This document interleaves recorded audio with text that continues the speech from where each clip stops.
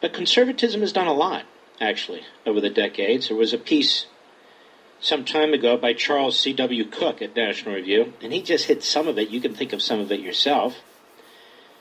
Since Reagan made his first serious presidential run in 1976, conservatism has produced a cornucopia of significant changes, not only to government policy, but to the baseline presumptions of American life.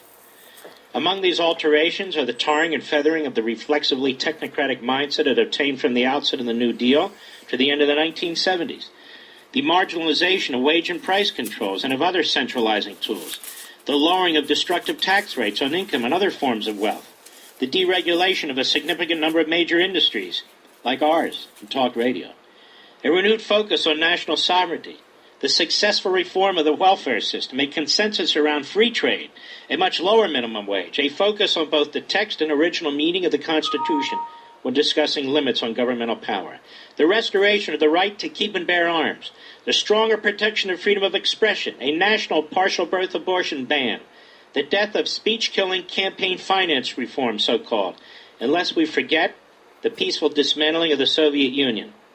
And he goes on and on and on. Conservatism has actually accomplished a lot when we elect a conservative president, which we've done twice in 100 years. Calvin Coolidge and Ronald Reagan. That's it. That's it. The current president doesn't claim to be a conservative. He said so, and his supporters say he's not. He's a different type of candidate, don't you know? So what is this conservatism? Is it a purity test? Is it unrelated to the real lives of people? And these attacks are coming from the populist nationalists. No, it's not that of any kind. I would refer you, and you can go Google it, to Ronald Reagan's 1977 CPAC speech on February 6, 1977, on his birthday. And I'll just cite some aspects of it. He said, 3 weeks ago here in our nation's capital, I told a group of conservative scholars that we are currently reordering of the political realities that have shaped our time. We know today that the principles and values that lie at the heart of conservatism are shared by the majority. When you think of conservatism, think of Americanism. That was the whole point of my book, Rediscovering Americanism. He said, despite what some in the press may say, we who are proud to call ourselves conservative are not a minority of a minority party. We are part of the great majority of Americans of both major parties and of most of the independents as well. And he cites a Harris poll and a Gallup poll. The time has come to see if it is possible to present a program of action based on political principle that can attract those interested in the so-called social issues and those interested in economic issues. In short, isn't it possible to combine the two major segments of contemporary American conservatism into one politically effective whole? I believe the answer is yes, he said. Yes, it is possible to create a political entity that will reflect the views of the great, hitherto unacknowledged conservative majority. We went a long way toward doing it in California. We can do it in America. This is not a dream, a wistful hope. It is and has been a reality.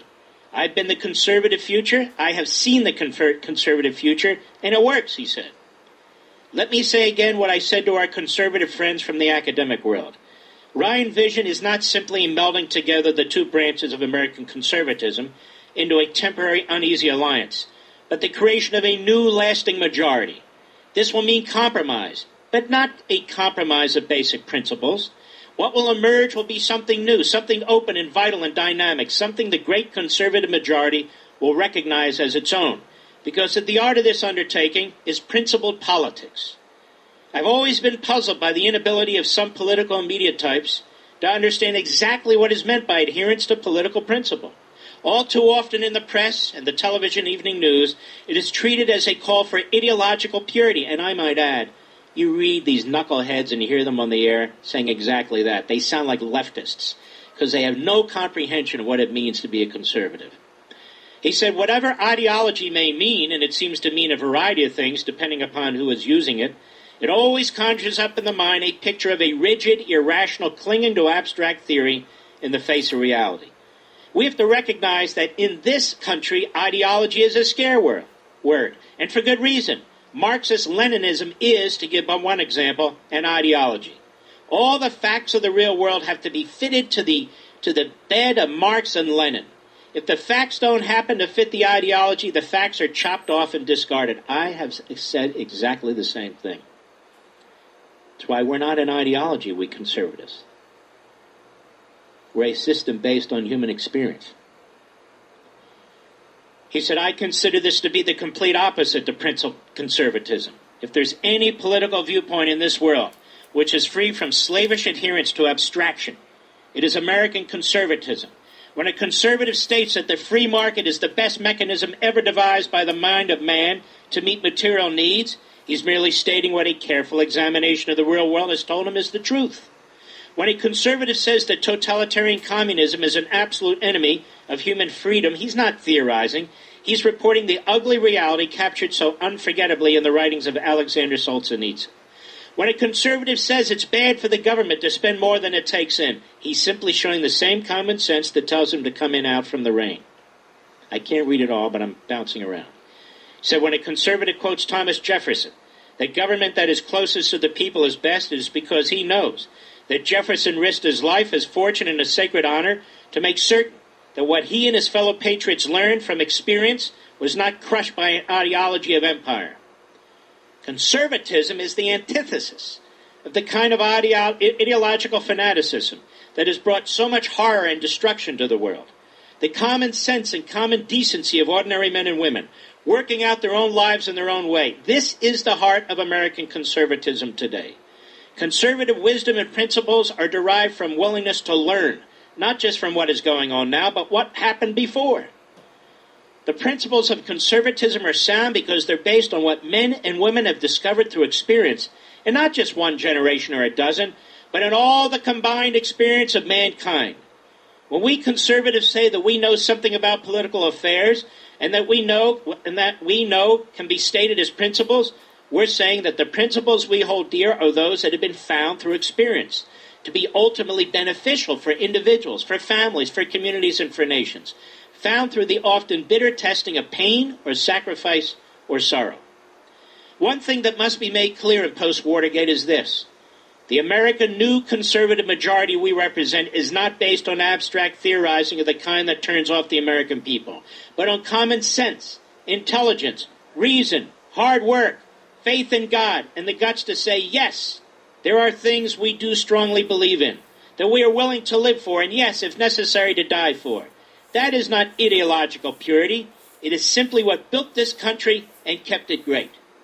Now, when we return after the break, there are a few more paragraphs from this magnificent Reagan speech in 1977 that I want to read to you. Because I am concerned, ladies and gentlemen, that conservatism is under attack. It's under attack by the Republican Party, of course, but it's also under attack by a number of people who claim to be Trump supporters and by a kind of odd ideological attraction to something called nationalism populism, which is really an import from Europe and certainly not a growing out of the American founding. We'll be right back. February 6, 1977. At CPAC, Reagan went on. Let us lay to rest once and for all the myth of a small group of ideological purists trying to capture majority. Replace it with the reality of a majority trying to assert its rights against the tyranny of powerful academics, fashionable left revolutionaries, some economic illiterates who happen to hold elective office, and the social engineers who dominate the dialogue and set the format in political and social affairs. If there's any ideological fanaticism in American political life, it is to be found among the enemies of freedom on the left or right. Those who would sacrifice principle to theory, those who worship only the God of political, social, and economic abstractions, ignoring the realities of everyday life. They are not conservatives. Our first job is to get this message across to those who share most of our principles. If we allow ourselves to be portrayed as ideological shock troops without correcting this error, we are doing ourselves and our cause a disservice. Wherever and whenever we can, we should gently but firmly correct our political and media friends who've been perpetuating the myth of conservatism as a narrow ideology. Whatever the word may have meant in the past, today conservatism means principles evolving from experience and a belief in change when necessary, but not just for the sake of change. Once we have established this, the next question is, what will be the political vehicle by which the majority can assert its rights? I have to say I cannot agree, says Regan, with some of our friends, perhaps including some of you here tonight, who've answered that question by saying this nation needs a new political party. I respect that view, and I know that those who have reached it have done so after long hours of study. But I believe that the political success of the principles we believe in can be best achieved in the Republican Party. I believe the Republican Party can hold and should provide the political mechanism through which the goals of the majority of Americans can be achieved. For one thing, the biggest single grouping of conservatives is to be found in that party. It makes more sense to build on that grouping than to break it up and start over. And let me say, so there can be no mistake as to what I mean, the new Republican Party, which is what I'm referring to, he says, the new Republican Party I envision will not be and cannot be one limited to the country club business image that for reasons both fair and unfair it is burdened with today. The new Republican Party I'm speaking about is going to have room for the man and the woman in the factories, for the farmer, for the cop on the beat, and the millions of Americans who may never have thought of joining our party before, but whose interests coincide with those represented by principled republicanism. If we are to attract more working men and women of this country, we will do so not by simply making room for them, but by making certain they have a say in what goes on in the party. The Democratic Party turned its back on the majority of social conservatives during the 60s. The new Republican Party of the late 70s and 80s must welcome them, seek them out, enlist them, not only as rank-and-file members, but as leaders and as candidates. The time has come for Republicans to say to black voters, look, we offer principles that black Americans can and do support. We believe in jobs, real jobs. We believe in education that is really education. We believe in treating all Americans as individuals and not as stereotypes or voting blocks. We believe that the long-range interest of black Americans lies in looking at what each major party has to offer and then deciding on the merits. The Democratic Party takes the black vote for granted. Well, it's time black America and the new Republican Party move forward with each other and create a situation in which no black vote can be taken for granted again. And he goes on in absolute brilliance.